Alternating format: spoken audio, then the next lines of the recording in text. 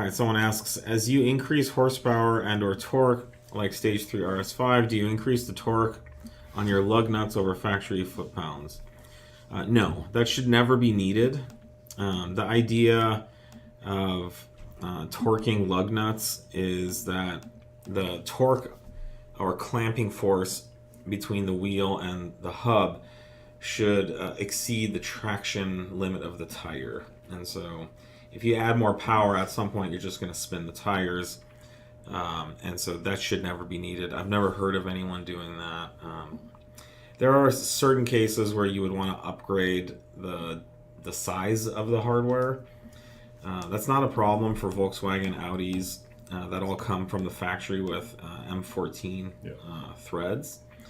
But I've seen like some Hondas and Japanese cars come with like M10 stuff. Yeah, especially if they're like 4-bolt. I mean, we're pretty lucky with the amount of hardware we've got holding things on. Yeah, we've got 5.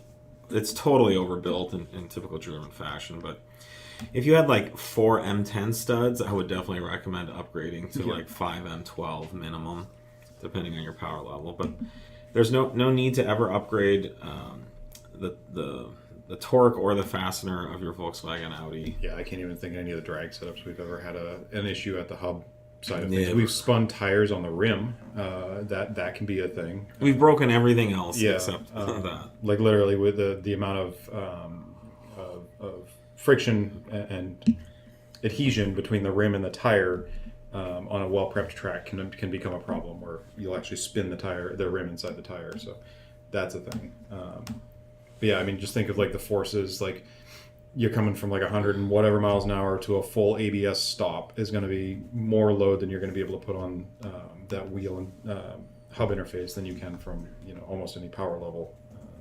Similarly, as long as you've got good brakes, so it's a strong clamp.